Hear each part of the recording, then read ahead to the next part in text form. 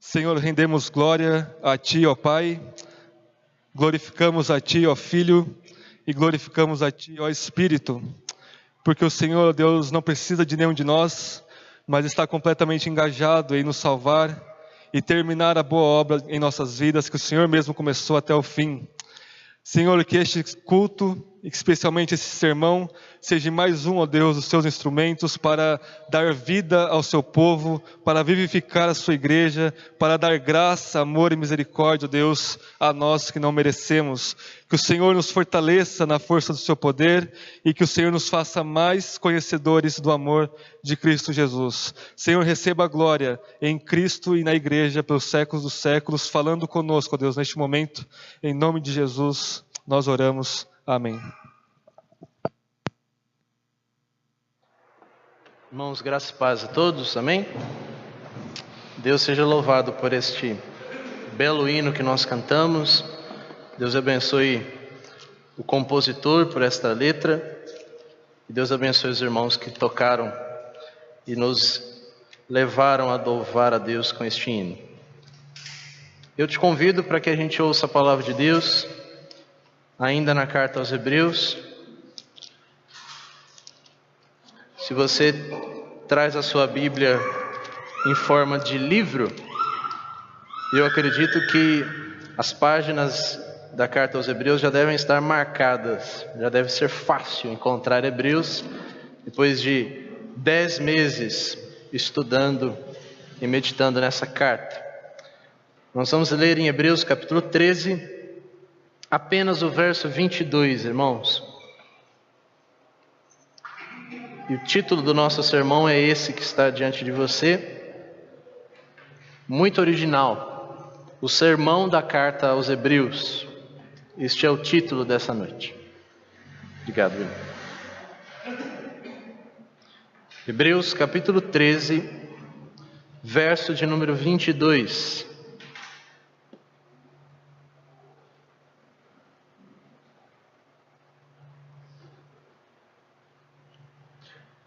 Diz assim a palavra de Deus: Irmãos, suplico-vos que suporteis essa palavra de exortação, pois vos escrevi de modo resumido. Ou, como diz uma outra tradução, rogo-vos, pois, irmãos, que suporteis esta palavra de exortação, porque abreviadamente vos escrevi. Esta é a palavra de Deus. Vamos ter mais uma palavra de oração breve. Senhor, nós te damos graças e agora dependemos totalmente da luz do Seu Espírito, tanto para falar a Sua palavra de forma fiel e também para ouvirmos atentamente a Sua voz e sermos transformados através da Sua palavra. Tenha misericórdia de nós, Senhor. Trata bem do Seu povo, como a Sua noiva nos lava, nos purifica, nos dá vestes brancas e nos enfeita para o nosso Mestre, o nosso Senhor e Salvador, o Seu Filho, Jesus Cristo, que está à destra do Seu trono. Também oro a Cristo para que interceda por nós ao Pai e também ao Espírito do Senhor, para que dê graça a nós e interceda por nós naquilo que nós não sabemos orar como convém. Que o Senhor seja glorificado na nossa vida, em nossa igreja, em nossas famílias, em Cristo Jesus. Amém. Meus irmãos, como o William disse, hoje é o último sermão da carta aos Hebreus. Domingo que vem nós vamos ter um sermão de Natal em nossa igreja. E no outro domingo ainda nós vamos ter um sermão de Ano Novo. E em janeiro nós anunciamos qual será finalmente a próxima da vez da exposição bíblica, mas eu acredito que a gente já deve ter soltado em algum sermão, agora que eu me lembrei. Mas se os irmãos não sabiam, vão saber agora que é Lucas, ok? Então a partir de janeiro nós vamos meditar no Evangelho segundo Lucas, o historiador, mas hoje nós ainda estamos aqui em Hebreus, e essa carta é tão divina quanto o livro de Lucas, que nós iremos meditar logo mais. Gostaria que, à medida que você já começa a ouvir o sermão, você tenha algumas perspectivas em sua mente. Eu gostaria de te conduzir e de te auxiliar para que você tivesse um padrão de como analisar se você conseguiu receber bem o sermão desta noite.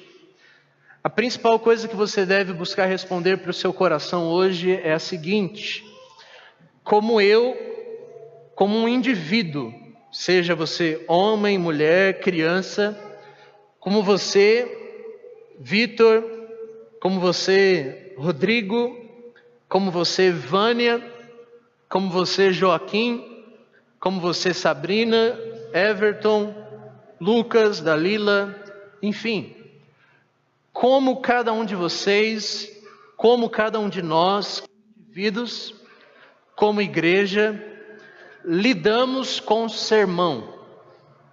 O assunto da pregação esta noite, baseado no verso de número 22, é nós pensarmos na dinâmica que Deus estabeleceu na igreja, onde Ele fala com o seu povo através de sermão, através de escritura, que nós chamamos de escritura sagrada. Então a grande questão que eu gostaria que você, como indivíduo, como filho de Deus, você como um discípulo de Cristo, você como alguém que se chama pelo nome de Deus, e nós juntos como igreja de Cristo, corpo de Cristo, noiva do Cordeiro, como é que cada um de nós, irmãos, lidamos com o sermão? Como é o nosso relacionamento com sermão na igreja? Como é que nós nos relacionamos com textos bíblicos que são expostos, pregados, escritos para nós que somos a audiência de Deus, o povo de Deus? Nós poderíamos pensar em várias coisas aqui essa noite, como por exemplo a origem do sermão, desde quando Deus estabeleceu que no meio do seu povo um homem se levantasse para pregar a palavra de Deus, ser responsável para conduzir o povo de Deus através da revelação de Deus. Nós poderíamos pensar nisso, a origem do sermão. Nós poderíamos pensar especificamente sobre o pregador do sermão, quais são os tipos de homem que Deus levanta para pregar a revelação que Ele deu para o seu povo, desde o Antigo Testamento até o Novo Testamento. Poderíamos pensar também esta noite um pouco sobre como é que a Bíblia diz que o povo de Deus, ou a audiência de Deus, que são vocês aqui hoje, devem lidar com as palavras que vocês estão ouvindo nesse exato momento. A Escritura Sagrada dá várias orientações de como o povo de Deus reunido deve lidar com a palavra que é lida e pregada no meio da comunidade. Nós poderíamos pensar um pouquinho especificamente também sobre a preparação do sermão. Como é que homens de Deus devem preparar o sermão ao longo da semana? Como é que um homem de Deus deve se relacionar com o texto bíblico? Poderíamos pensar como é que ele interpreta o texto bíblico para descobrir nesses textos preto e branco, aqui neste livro ou no seu celular, como é que Deus está se revelando ao seu povo e como é que ele deve ser o porta-voz de Deus, que é a minha função hoje diante de vocês, como deve ser a preparação de um sermão. Poderíamos pensar também sobre o conteúdo do sermão, o que é que um pregador deve pregar, como ele deve concentrar as suas palavras, qual o assunto que ele deve pregar, qual livro, carta, trecho da Escritura que ele deve pregar. E também poderíamos pensar, por último, sobre o impacto que o sermão tem na vida da igreja. Nós poderíamos ver cada um desses pontos de forma exaustiva, talvez um seminário seria interessante, mas eu gostaria de ver um pouquinho de cada um desses pontos sintetizado no verso de número 22 do capítulo 13 da carta aos Hebreus, especialmente pensando, meus irmãos, no impacto que o sermão tem na sua vida. Eu gostaria que você, que hoje está aqui sentado, ouvindo essas minhas palavras, se questionasse da seguinte forma: como eu lido com o sermão que eu estou acabando de ouvir e qual é o impacto que sermões em geral têm na minha vida? Como é que, não apenas enquanto eu estou ouvindo este sermão agora, este sermão está me ensinando, está me lapidando, está me limpando, está me lavando, está me ensinando, está me exortando, está me capacitando, está me consolando, está revelando Deus para mim, não apenas enquanto eu ouço o sermão, qual é o impacto desse sermão no momento em que eu escuto, mas qual é o impacto desse sermão na minha vida em geral? Qual é o impacto que o sermão que eu estou ouvindo hoje tem na minha vida amanhã? Qual o impacto que o sermão que eu estou ouvindo hoje tem na minha vida durante o trabalho amanhã? Na minha família amanhã? Na minha vida como homem, como marido, como esposo, como pastor, como trabalhador? Na minha vida como mulher, como esposa, como dona de casa, como trabalhadora? Na minha vida como pai, como mãe, como avó, como avô, etc. O final da carta aos Hebreus, especificamente com o verso 22, ele traz esse versículo que suscita para cada um de nós essas perguntas. E eu gostaria que cada um de vocês se examinasse nesse sentido, porque foi o que eu busquei fazer como pregador, mas também como ouvinte de sermões junto de vocês. Como é que nós lidamos com o sermão? Essa é a reflexão que cada um de nós deveria ter hoje. Nós poderíamos aprofundar ou tornar isso um pouquinho mais íntimo de cada um de nós, pensando numa reflexão não genérica, mas uma reflexão da igreja local aqui, nós como igreja, como membros de um só corpo. Todos nós aqui, pelo menos, se estamos em todos os cultos da igreja anual, nós ouvimos num ano 52 sermões. Este é o número total de sermões que nós ouvimos num ano, contando todos os domingos do ano. Pelo menos um sermão por domingo, 52 sermões no ano. E a pergunta que você deve se fazer é a seguinte: qual é o impacto que esses 52 sermões que eu tenho ouvido durante um ano inteiro produz na minha vida?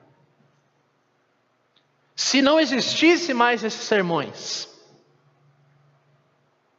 vocês poderiam pensar também sobre o conteúdo que vocês têm ouvido ao longo deste ano, e foram diversas dezenas de pregações na carta aos Hebreus especificamente. Qual é o impacto que a carta aos Hebreus tem na sua vida hoje, depois que você ouviu vários sermões nessa carta?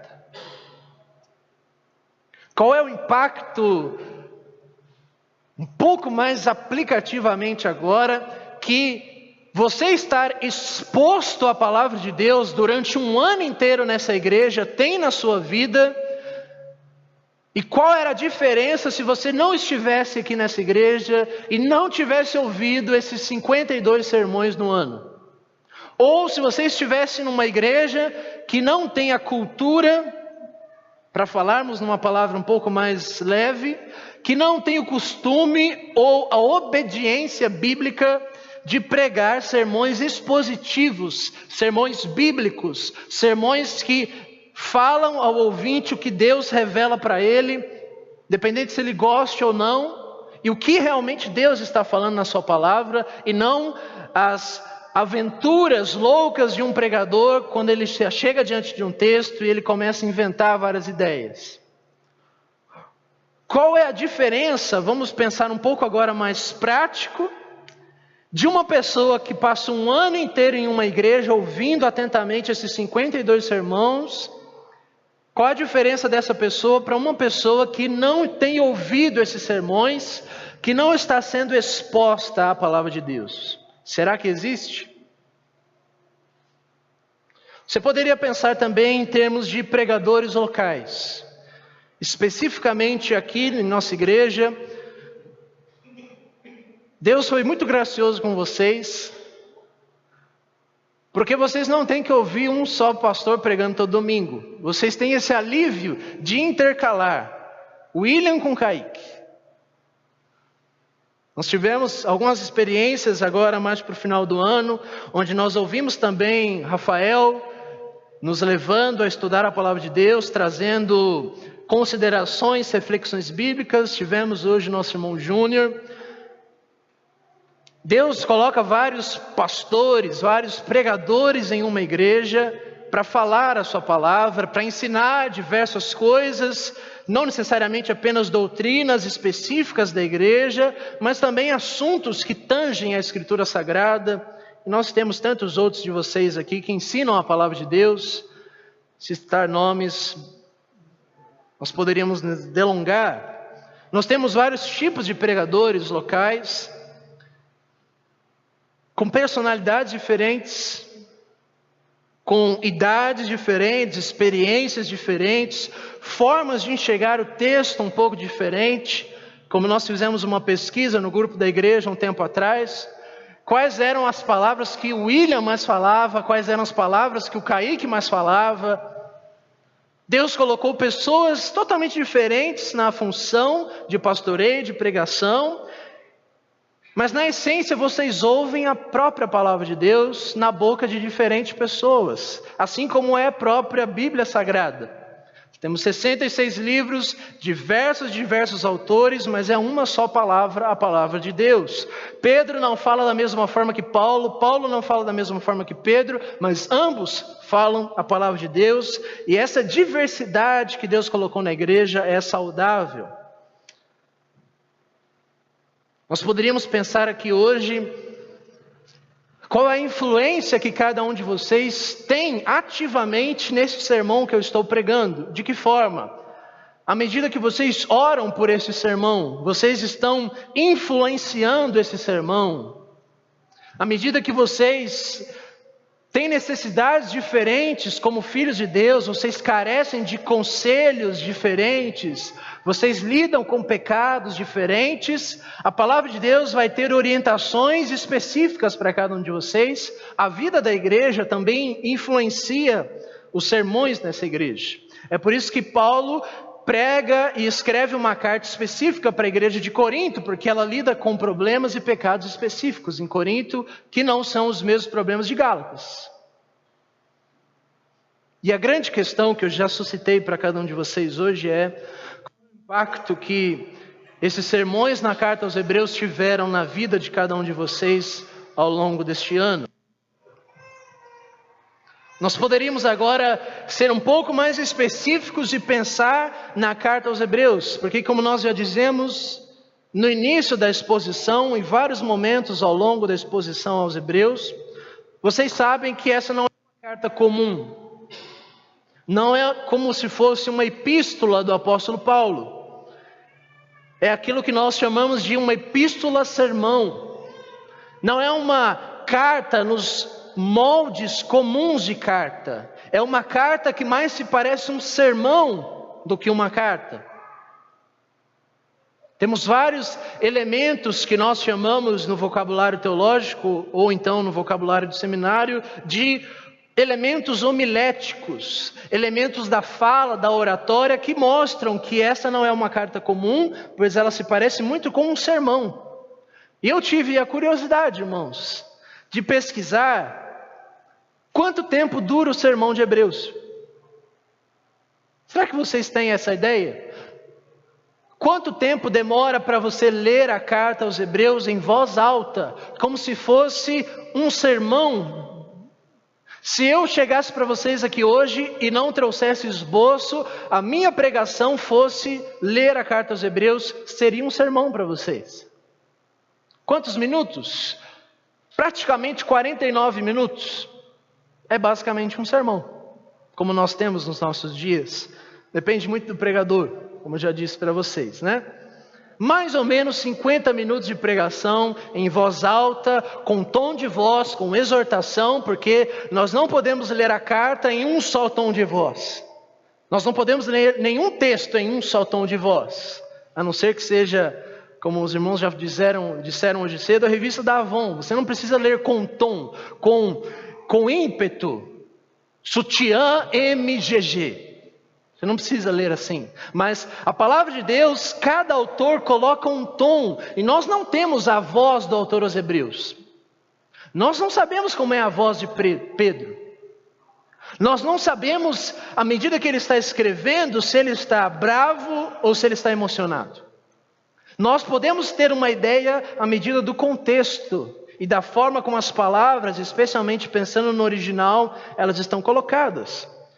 Vocês podem lembrar, por exemplo, de Gálatas, capítulo 6, onde Paulo ele quer mostrar para aquelas pessoas que vão receber a sua carta, que não estão ouvindo a sua voz, que ele está bravo. E ele diz no final do capítulo 6 de Gálatas: vede com que grandes letras eu vos escrevo, ou seja, prestem atenção, eu estou falando sério e eu estou bravo à medida que eu estou falando. Muito interessante isso. Qual seria o tom de voz deste pastor que escreve esse sermão?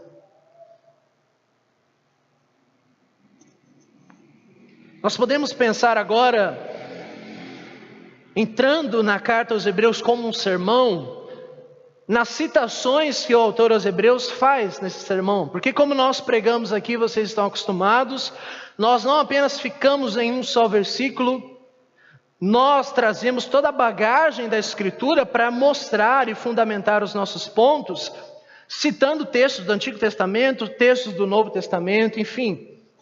Um sermão é um sermão onde você traz citações da Escritura para comprovar pontos. O autor aos Hebreus faz isso diversas vezes.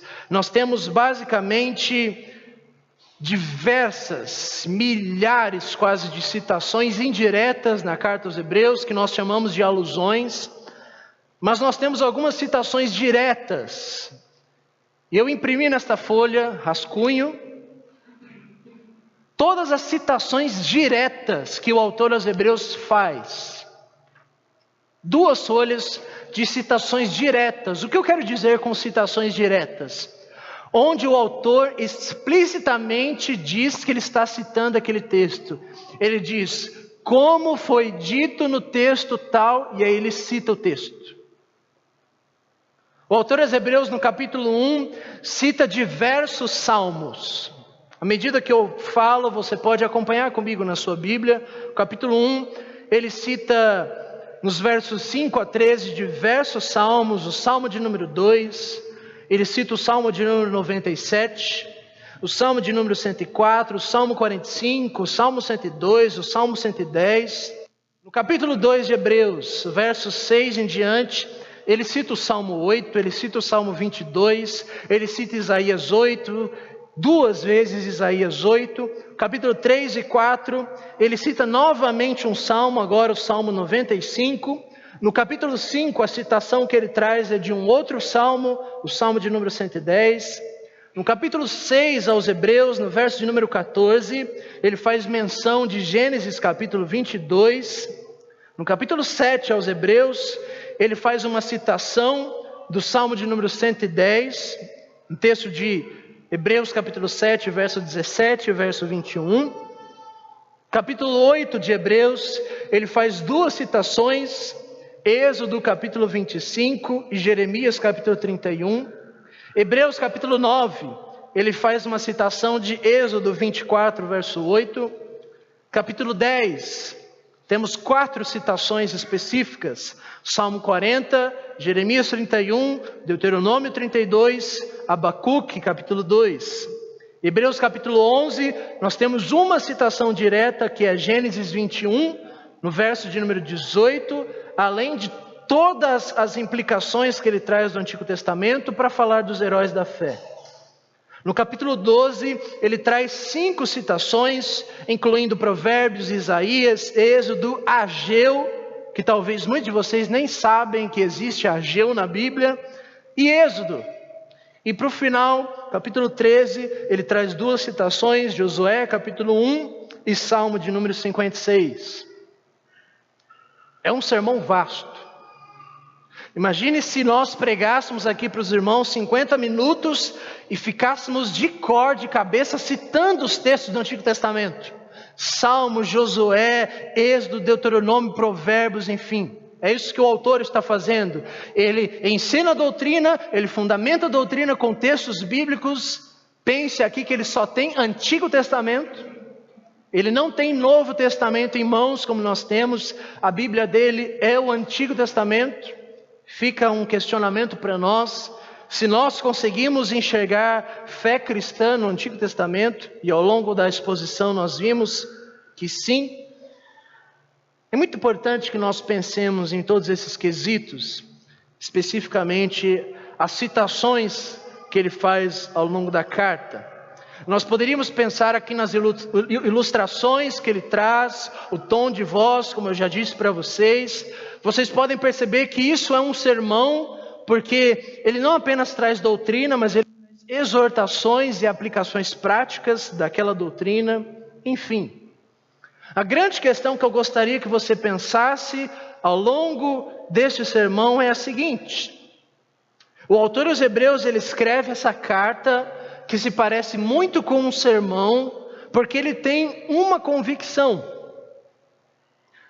Este pregador que está diante de nós, que nós o ouvimos durante 10 meses, estava crente e convicto que este texto que nós hoje temos ele em 13 capítulos, este texto chamado de epístola ou de epístola-sermão, este pregador estava convicto de que este texto seria usado por Deus para fazer com que irmãos e irmãs de fé fossem encorajados a continuar seguindo a Jesus Cristo. É isso que nós dissemos para vocês diversas vezes ao longo desse ano, que o intuito da carta aos Hebreus é encorajar os irmãos e as irmãs que estão desanimados, para que eles continuem perseverando na fé em Cristo Jesus. O autor aos Hebreus, então, em um momento da sua vida, levado e conduzido por Deus, ele para, inspirado por Deus, ele escreve esse sermão, porque ele está convicto de que Deus irá usar esta carta para abençoar aqueles irmãos naquela igreja específica, naquele contexto, naquela condição específica. E a grande questão que você deve fazer para você é a seguinte: será que eu tenho essa convicção hoje? De que eu vim a este culto, a esta igreja, hoje, e eu estou convicto, crente, de que Deus irá utilizar este sermão para o aperfeiçoamento da minha fé hoje? Será que vocês chegaram com essa convicção hoje? Será que nós temos a convicção, irmãos, de que estes livros que Deus inspirou e que homens escreveram, não foram escritos em vão, não foram escritos sem propósito, mas com um propósito específico, que é ensinar o povo de Deus para que eles possam caminhar em verdade? Ou será que nós temos a tendência de esquecer essas coisas que são simples? De que texto após texto, Antigo e Novo Testamento, foram escritos para nós, para o nosso ensino, como diz Paulo em Romanos. E são estes textos, irmãos, prestem atenção comigo. São estes textos, estas letras aqui em preto, neste livro branco, que Deus inspirou como palavra dele, que nos conduzem à fé em Cristo e que fazem com que a gente caminhe em direção a Deus, que nos tornam homens e mulheres aperfeiçoados da fé, que nos doutrinam, que nos exortam, que nos capacitam a viver para Deus. Eu não tenho dúvida, irmãos, que nenhum de nós aqui hoje seria audacioso ao ponto de dizer que não acredita que este livro é a palavra de Deus. Eu creio que todos aqui pensam que este livro, a Bíblia Sagrada, é a palavra de Deus. Mas a questão não é só isso. A questão é, se você acredita que este livro é a palavra de Deus, como é que você lida com ele? Se eu, como pregador, creio que este livro, a carta aos Hebreus, especificamente, é a palavra de Deus, como eu devo lidar com este texto? Será que eu posso lidar com esse texto de qualquer forma? Será que eu posso me aproximar desse texto como eu me aproximo de um jornal? Será que eu me aproximo desse texto como eu me aproximo de um livro teológico? Não. Deus escreveu, Deus está falando, é a palavra santa e inspirada de Deus que está diante de nós, e isso demanda que nós, que somos o povo de Deus, nos relacionemos com essa palavra de uma forma santa e específica. Vocês creem nisso? Olhe comigo o verso de número 22. Ele escreve, depois de dar todo o sermão e a epístola, no verso 22 ele diz: irmãos, eu suplico a vocês que vocês suportem essa palavra de exortação, pois eu vos escrevi de modo resumido. O pregador está implorando para os seus ouvintes, os seus leitores, para que eles se aproximem diante dessa carta com reverência, com atenção, com convicção de que esta não é mais um sermão, não é mais um livro, mas que é o livro de Deus, é o livro que Deus inspirou e que Deus fala com o seu povo através desse livro.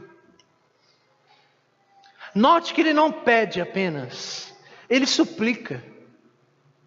Ele diz: irmãos, eu suplico, eu rogo, eu imploro que vocês recebam essa palavra de maneira apropriada, que vocês não ouçam tudo que eu disse nessa carta, sermão, que vocês não ouçam essas palavras de qualquer forma. Não pensem que são palavras do apóstolo X, do apóstolo Y, mas pensem que estas são palavras de Deus.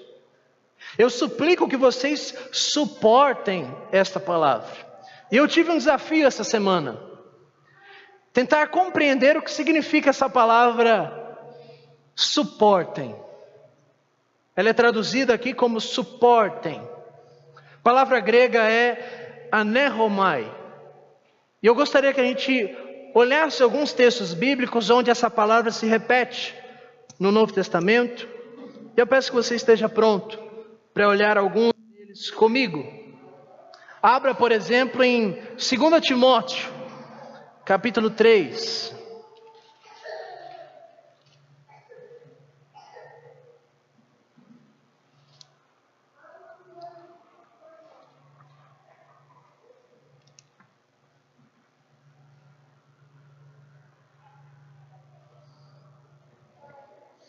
Segunda Timóteo, corrigindo, capítulo 4 e verso 3.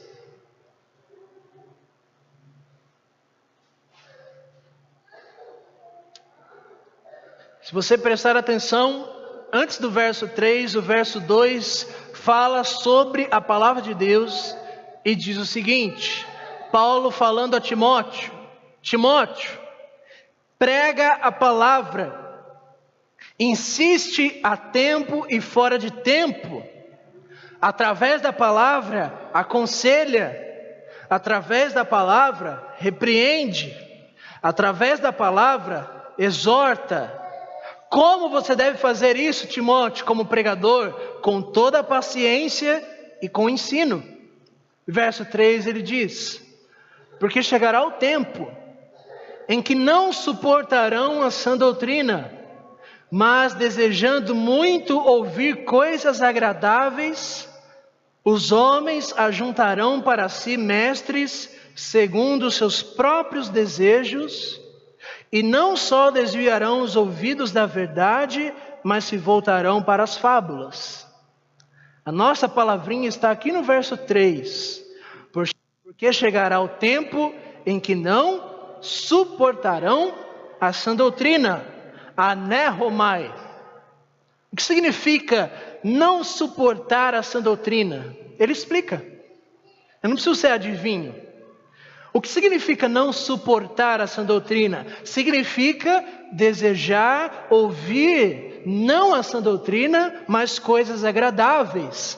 Ajuntar para mim mestres segundo os meus próprios desejos. Significa me desviar de ouvir desviar os meus ouvidos da verdade e me voltar para as fábulas. Me voltar para tudo aquilo que não é a palavra de Deus, que não é a sã doutrina. É isso que significa não suportar a sã doutrina.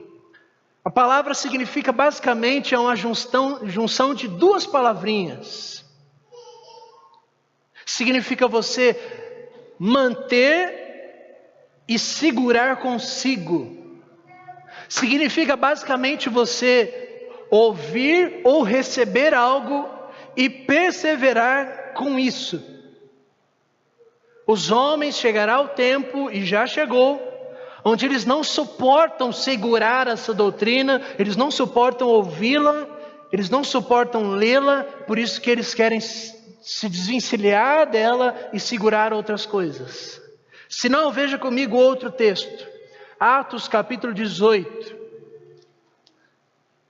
Leia comigo, Atos capítulo 18, verso de número 14.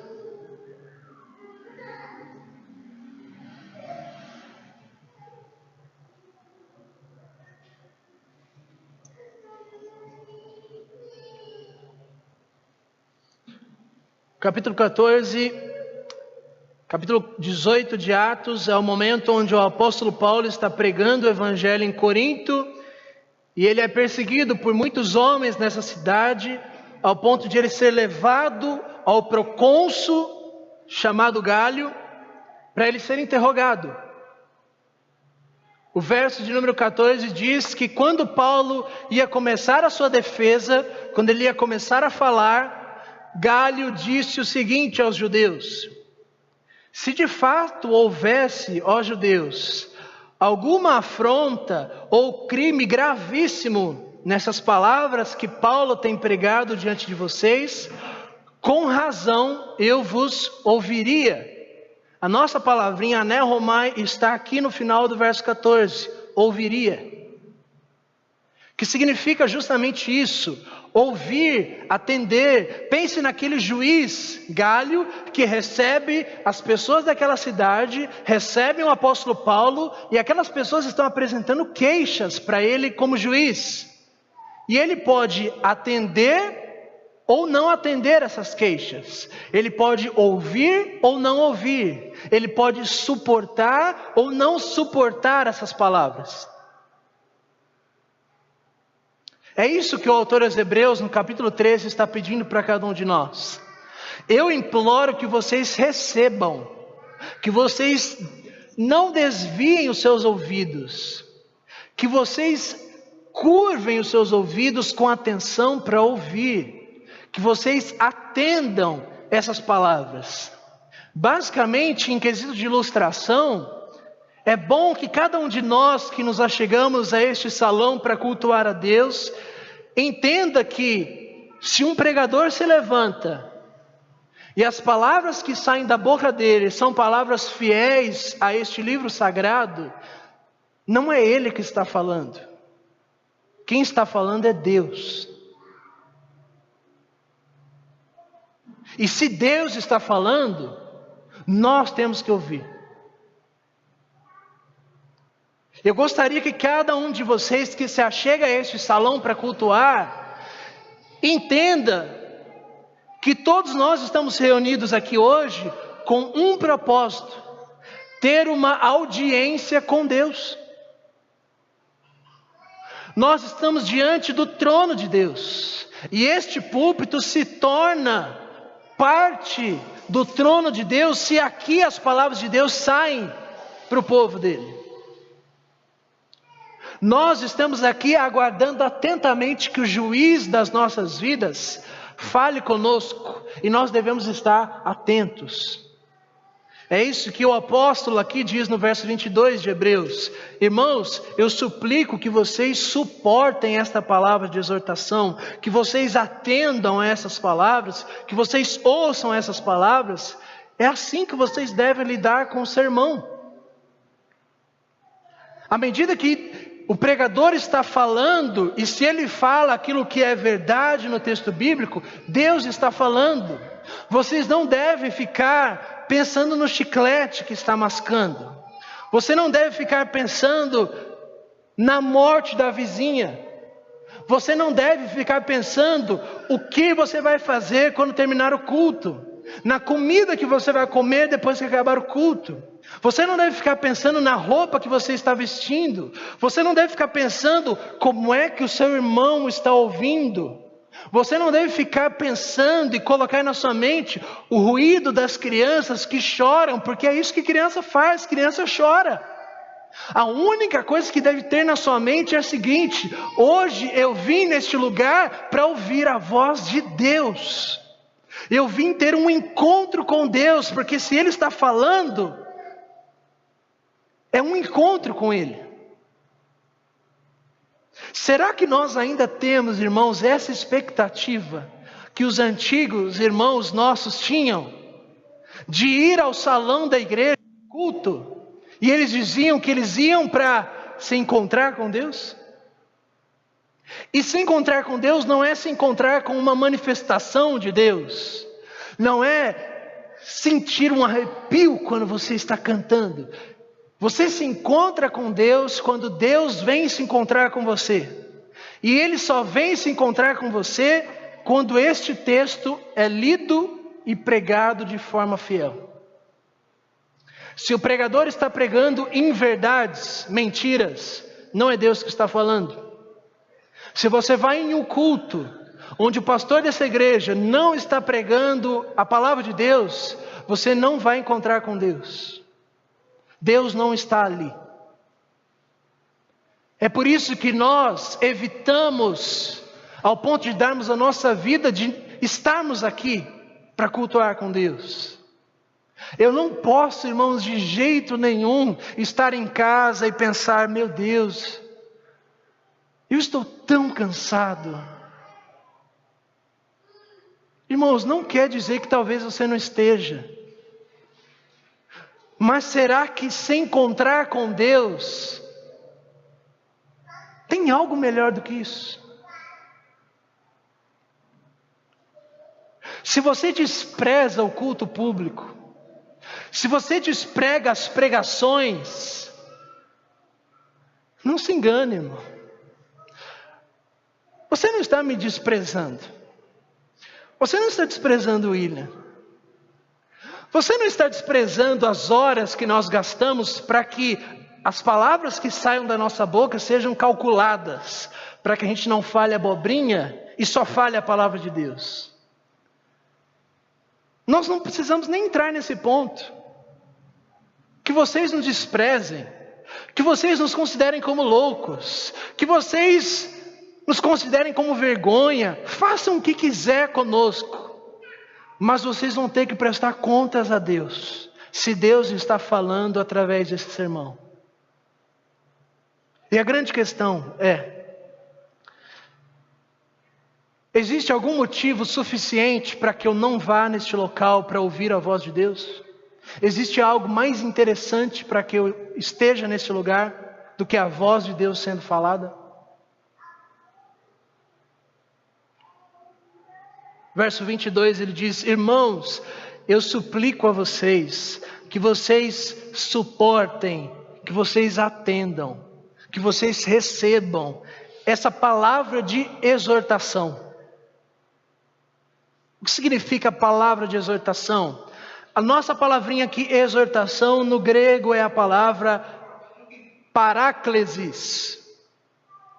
que é a mesma palavra paráclito, que é a mesma palavra dada ao Consolador. O Espírito Consolador no grego significa pneuma paráclitos. O Espírito é chamado de o Consolador. Paráclise significa aquilo que está ao nosso lado como nosso ajudador. E o autor está dizendo o seguinte: recebam essas palavras de exortação, essas palavras de consolo, essas palavras de encorajamento, essas palavras que colocam Deus do lado de vocês. Se um sermão é um sermão onde Deus está falando, basicamente nós temos convicção de que Deus está ao nosso lado, nós temos convicção de que Deus está aqui hoje, do nosso lado, diante de nós, se essas palavras que eu tenho falado são palavras bíblicas. Deus está aqui hoje. Tudo que eu falo, eu estou dando contas a Deus daquilo que eu estou falando, e que Deus me livre de falar algo que não seja da sua vontade.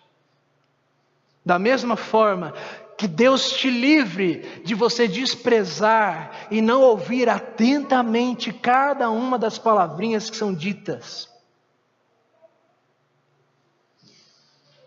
O mais interessante, irmãos, é o final do verso 22. O autor basicamente ele usa a palavrinha aqui porquê. Ele vai dar um motivo do porquê você deve ouvir essa palavra. Por que você deve ouvir um sermão? Por que você deve ler um livro bíblico? Qual a razão? Qual o motivo suficiente para isso? O autor poderia dizer o seguinte: eu suplico que vocês suportem essa palavra porque eu estou falando a palavra de Deus. Eu suplico que vocês suportem essa palavra porque Deus me inspirou para escrever isso. Ele poderia dizer tudo isso, mas ele não diz. Ele diz o seguinte: suplico que vocês suportem essa palavra porque vos escrevi de modo resumido. Ou em outras traduções, porque abreviadamente vos escrevi. Ou numa tradução, num português mais cracho, popular, ouçam essas palavras, porque o que eu escrevi é ainda pouco. Agora a grande pergunta é: pouco? Tudo isso que nós ouvimos em 10 meses? Pouco? Resumo? Abreviado? Irmãos, nós gastamos rapidamente 10 meses para tentar dissecar ao máximo essa palavra. Puritanos, por exemplo, gastaram cerca de 40 anos no livro de Jó. Imagine você ser membro de uma igreja onde durante 40 anos, não 40 dias, não são 40 meses, 40 anos o pastor só prega em Jó. Aí você fala: mas como? Uma boa pergunta. Se você ler essa carta, são 50 minutos. E dentro de 50 minutos de pregação, olha todo o conteúdo que ele passou para nós. Faça essa experiência em casa. Chegue na sua casa e leia Hebreus de capa a capa, como se fosse uma pregação mesmo. Sem capítulos, sem divisão, sem pausas semanais. É um sermão que começa e termina. Esta é a palavra de Deus. Pouco? Abreviadamente? Com tantas citações de salmos do Antigo Testamento, Deuteronômio, enfim. Eu gostaria de caminhar para o final e solidificar o meu ponto. É aqui onde nós iremos concluir o sermão desta noite com base no verso 22. O que nós entendemos aqui, irmãos, com o verso 22 apenas, é que este pregador estava convicto de que isso que ele escreveu veio da parte de Deus, foi resumido, e que seria útil para fazer com que aqueles irmãos que estavam desanimados fossem encorajados na fé. Basicamente, nós temos a seguinte conclusão: a palavra de Deus é o meio pelo qual o seu povo é encorajado a perseverar na fé. A palavra de Deus, seja em forma de sermão, epístola, poema, narrativa histórica, nós temos diversos gêneros na Bíblia, desde Gênesis até Apocalipse. A palavra de Deus é indispensável, substancial, vital, obrigatória, imprescindível, fundamental, essencial, capital, proveitosa e útil para a saúde do corpo de Cristo. Deus traz saúde e vida para a sua igreja através da palavra dele. O autor aos Hebreus tinha isso em mente, é por isso que ele escreve. É o único meio que Deus determinou pelo qual vocês homens, vocês mulheres, vocês crianças sejam habilitados, nutridos, ensinados, encorajados, exortados a continuar na fé. Para não ficar nas minhas palavras, eu gostaria de ler alguns textos com vocês para nós finalizarmos. Abra comigo em João capítulo 5.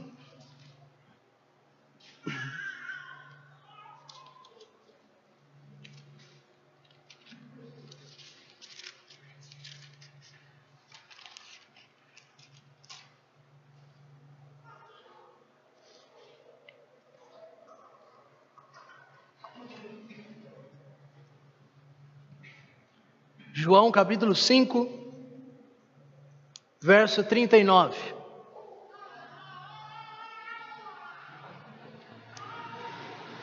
Irmãos, acho que na próxima precisarei de uma toalha. O lenço de velho não está sendo suficiente. O lenço de pai. João capítulo 5. Me lembrei automaticamente do Paulo Júnior. João capítulo 5. Verso 39, palavras de nosso Senhor Jesus Cristo. Ele diz o seguinte aos fariseus: vocês, fariseus, examinam as Escrituras, pois julgam que nelas está a vida eterna. E são elas, as Escrituras, que dão testemunho de mim. O que Jesus está querendo dizer? Ele olha para aqueles fariseus, que eram os grandes religiosos da sua época, os grandes estudantes e pregadores da palavra de Deus, e diz: olha, vocês diariamente pegam o Antigo Testamento e vocês examinam esse texto. Vocês não apenas estão lendo, vocês examinam. O nosso irmão Rafael, hoje conversando com ele, ele disse uma analogia interessante, que nós temos que olhar e ler a palavra de Deus buscando descobrir um tesouro aqui, tentar encontrar o que Deus está falando conosco. É isso que os judeus faziam, é isso que os fariseus faziam. Eles examinavam, eles dissecavam, página após página, buscando a vida eterna. E Jesus diz: são essas palavras que dão testemunho de mim. É este Antigo Testamento que dá testemunho de mim. É essa palavra que traz vida eterna, porque eu sou a vida eterna. Você entende então como ler a palavra de Deus não é mais uma regra que você cumpre? Se você não lê a palavra de Deus, se você não se enche da palavra de Deus, é porque você não tem vida eterna. E é porque você não quer vida eterna. Veja comigo agora 1 João capítulo 1. Texto que nós lemos no início do culto. 1 João capítulo 1.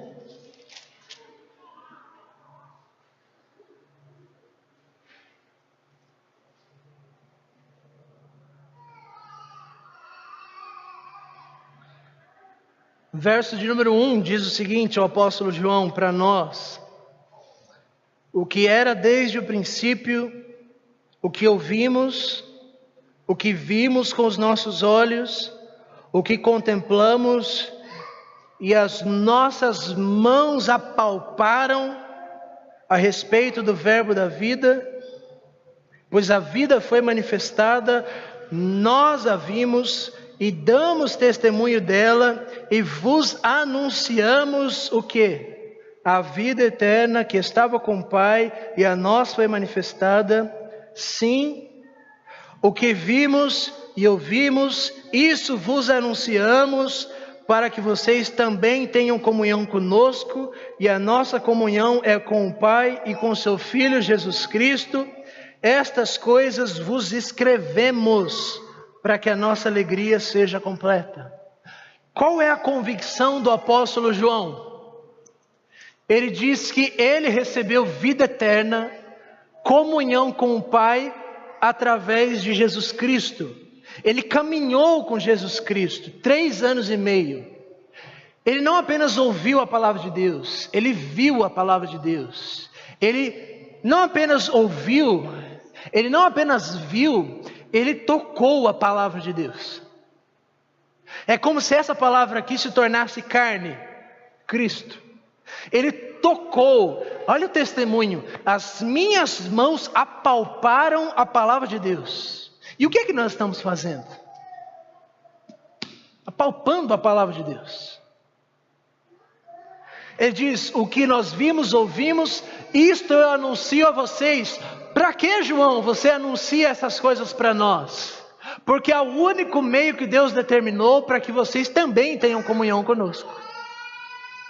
Eu recebi a comunhão através de Cristo, e é através do meu testemunho, é através da minha escrita que agora Deus vai gerar fé no coração de vocês. É através do meu sermão que vocês agora vão conhecer a Cristo e que vocês vão ter comunhão com Ele. Portanto, nós não podemos lidar com o sermão de qualquer jeito. E é por isso que nós não podemos aceitar sermões falsos no meio da nossa igreja ou em qualquer igreja possível. Porque um sermão falso não está comunicando vida. É uma mentira. Se não, veja comigo. 2 Timóteo capítulo 3, versos 14 a 17. Texto que nós lemos na segunda leitura do nosso culto.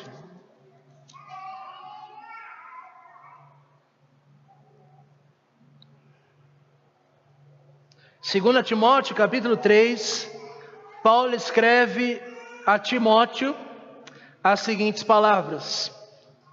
Verso 14. Timóteo, permanece naquilo que você aprendeu e naquilo que você foi inteirado, sabendo de quem você o aprendeu. Verso 15.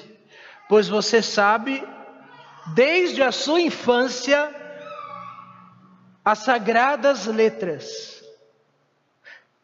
E o que são as sagradas letras? O que elas podem fazer, Paulo? Elas podem te fazer sábio para a salvação pela fé que há em Cristo Jesus. Ou seja, através de ouvir a palavra de Deus, é que você conhece a Deus, que você tem um encontro com Deus e que Ele te salva. E que Ele coloca fé dentro do seu coração. E Paulo diz no verso 16, uma confissão teológica sobre a palavra de Deus. Timóteo, toda a escritura é divinamente inspirada. E por ser inspirada, ela é proveitosa para ensinar, repreender, corrigir e instruir em justiça. Pense que ele tem em mente exclusivamente o Antigo Testamento. Pense como você, cristão, hoje lida com o Antigo Testamento. Será que você o despreza? Você o lê? Aí você fala, nossa, não entendo mesmo, não vou ler só o Novo Testamento. Vou ficar com aqueles livrinhos de Novo Testamento e Salmos, porque falam ao meu coração. Veja comigo, Gálatas capítulo 3. Não se canse. Gálatas capítulo 3. Pensem que é o último sermão de Hebreus. Vocês não vão ouvir por um bom tempo um sermão em Hebreus na nossa igreja. Então fiquemos aqui por mais um tempo. Gálatas capítulo 3. O apóstolo Paulo escreve essa carta porque aqueles irmãos que receberam o evangelho através das suas palavras, depois de alguns meses começaram a se desviar do evangelho. Algumas pessoas, alguns pregadores, alguns homens que se chamavam apóstolos, chegaram naquelas igrejas na Galácia e começaram a pregar um outro evangelho. E aqueles ouvintes começaram a se desviar da verdade aos poucos. No verso de número 1 do capítulo 3, Paulo diz: ó Gálatas insensatos, quem é que vos enfeitiçou? Não foi diante de vocês que Jesus Cristo foi exposto como se crucificado? O que significa esse texto, irmãos? Será que Jesus Cristo foi crucificado na Galácia? Responda para mim. Jesus Cristo foi crucificado na Galácia ou em Jerusalém? Em Jerusalém. Mas por que é que Paulo diz, lembrando aqueles irmãos, não foi diante de vocês que Jesus Cristo foi exposto como crucificado, como se vocês estivessem vendo aquele homem crucificado? O que que Paulo está nos ensinando? Que sermões, pregações, textos bíblicos sendo expostos e lidos no meio de um povo, é como se Jesus Cristo estivesse diante desse povo. À medida que alguém prega o evangelho verdadeiro sobre a cruz e o sofrimento de Cristo, é como se Cristo estivesse sendo exposto, é como se um slide descesse para vocês e vocês pudessem ver com seus próprios olhos aquele homem crucificado, por causa do poder e da verdade daquilo que está sendo pregado. O sermão não é só mais algumas palavras, não é um capricho de pregador. Se um pregador prega o evangelho verdadeiro, os olhos espirituais dos ouvintes podem contemplar a Cristo hoje crucificado. Paulo diz que isso é uma espécie de feitiço. É o feitiço da pregação, seja da pregação falsa ou da pregação verdadeira. Eu tenho diversos textos para nós lermos. Não acredito que conseguirei. Precisaria de alguns minutos. Mas por favor, vamos ler mais um último texto. 2 Pedro, capítulo 3.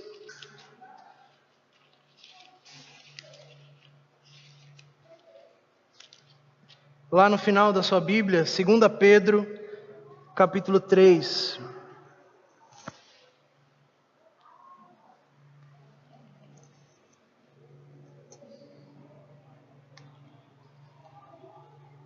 Olha o verso 15 em diante.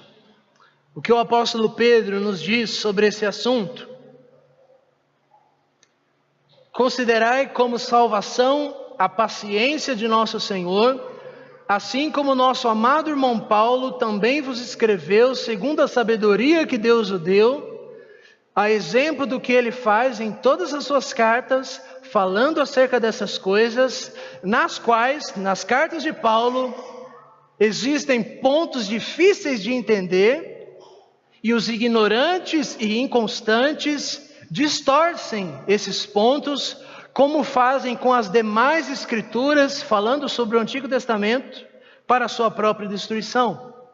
Portanto, amados, sabendo disso de antemão, guardai-vos para que vocês não sejam desencaminhados através de um engano de homens sem princípios, vindo a perder a vossa firmeza. Antes crescei na graça e no conhecimento de nosso Senhor e Salvador Jesus Cristo. E a pergunta é: Pedro, como é que eu posso crescer na graça e no conhecimento? Ele já respondeu. Verso 15 em diante. Dê atenção à Escritura Sagrada. Não apenas ao Antigo Testamento, mas essas cartas que estão sendo escritas através do poder de Deus. As cartas que o apóstolo Paulo está escrevendo, por exemplo, ele diz. Nessas cartas existem pontos difíceis de entender, e existem ímpios que pegam esses pontos e corrompem essas verdades. E eles estão fazendo isso para a sua própria destruição.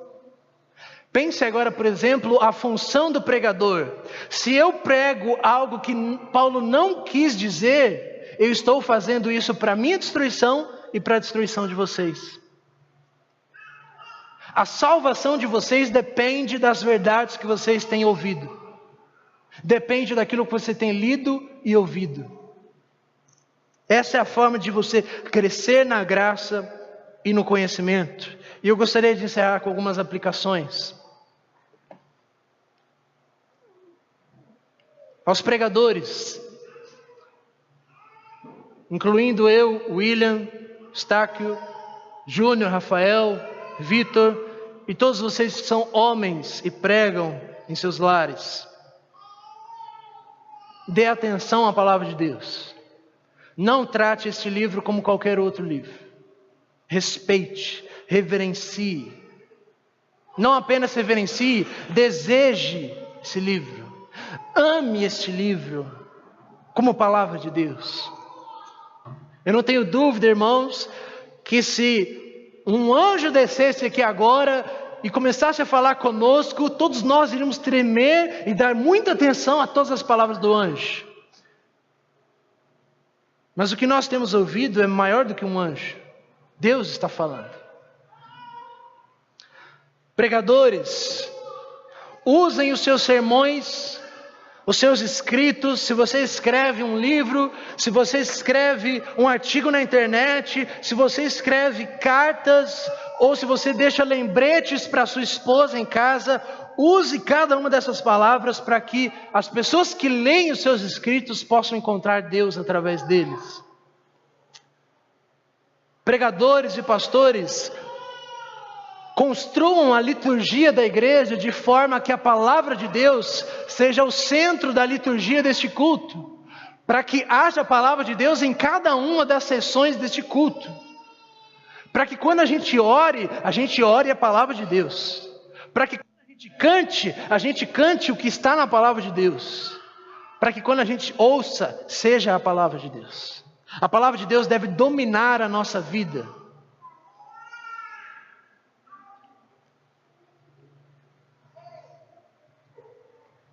Vocês que são ouvintes hoje, que não estão suando tanto quanto eu, a palavra de Deus diz algumas coisas para você, de como você deve lidar com a palavra de Deus.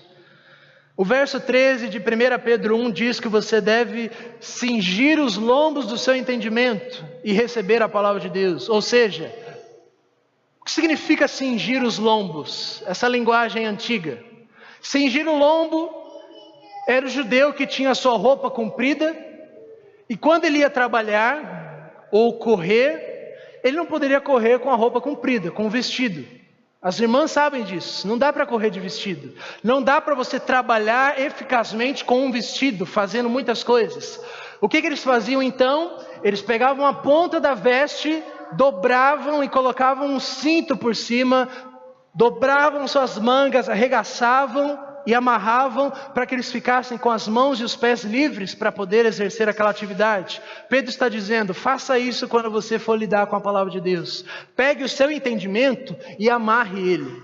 Deixe ele pronto para que você possa entender bem a palavra de Deus. Ele ainda diz no capítulo 2 de 1 Pedro, versos 1 e 2, o seguinte: desejem a palavra de Deus, assim como recém-nascidos desejam leite espiritual. Irmãos, isso me quebrou de um jeito que vocês não sabem. Vocês são pais comigo e sabem o que é a experiência de você ter um recém-nascido em casa. Irmãos, quando chega a hora da criança querer o leite, ele sobe céus e terra para ter aquele leite na sua boca. Ele vira a casa de ponta cabeça. Ele grita como você nunca achou que poderia gritar. Ele te leva ao ápice como você nunca achou que poderia chegar. Os irmãos que têm varanda sabem o que isso significa. Quem ouve, entenda. Será que nós desejamos a palavra de Deus assim como uma criança, um bebê, chora desesperadamente querendo leite para a sua sobrevivência? Quando vocês leem a palavra de Deus, vocês leem ela assim, desejando, quase chorando, desesperados: eu quero mais, eu quero mais, eu quero encontrar com Deus, eu quero me alimentar, senão eu morro.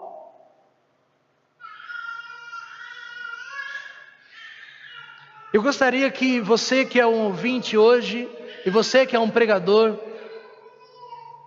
viesse aos demais cultos com essas expectativas renovadas. Venha ao culto com a expectativa de que você pode encontrar com Deus naquela noite. E você que é pregador, venha com uma expectativa ainda maior, de que você irá encontrar com Deus, e que as pessoas vão se encontrar com o seu Deus, através das palavras que você disser da sua boca.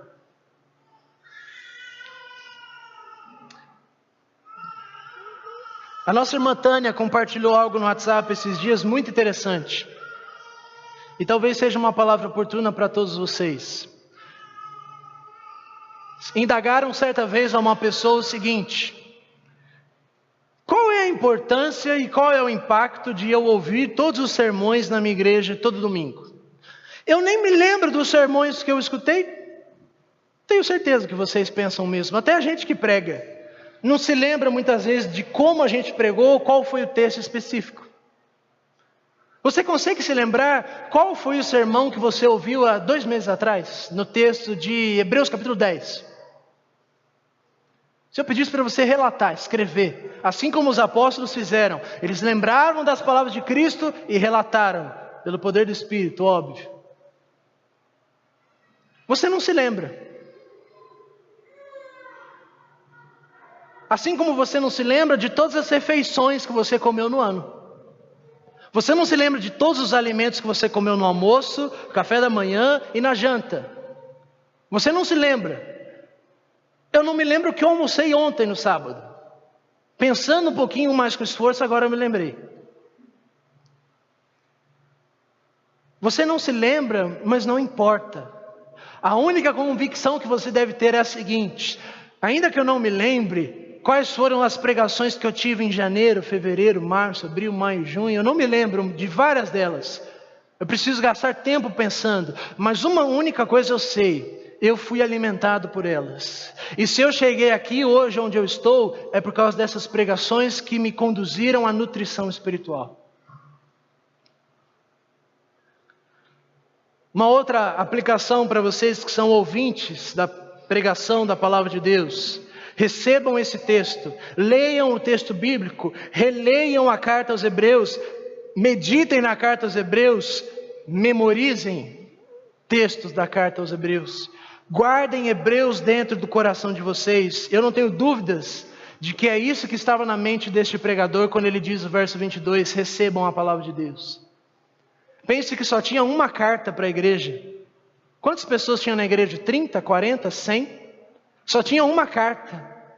Então, quanto mais você memorizasse, mais você poderia lembrar dessa carta. Hoje nós temos o privilégio de ter a Bíblia, os 66 livros na palma da nossa mão, no nosso celular. Vocês como família, pais, mães, filhos, crianças, não deixem de fazer cultos domésticos.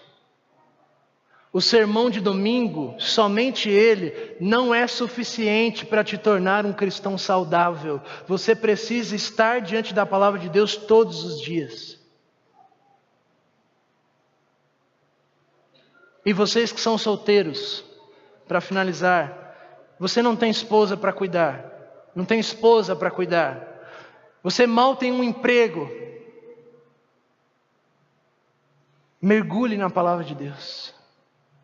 Jovens, leiam, releiam, memorizem, meditem, amem, descubram, examinem, mergulhem nesse texto enquanto vocês têm tempo livre. Vocês não têm ideia do quanto isso vai ajudar vocês quando vocês tiverem outras responsabilidades e não existir mais tanto tempo quanto vocês têm hoje. E que Deus assim nos abençoe. Vamos orar.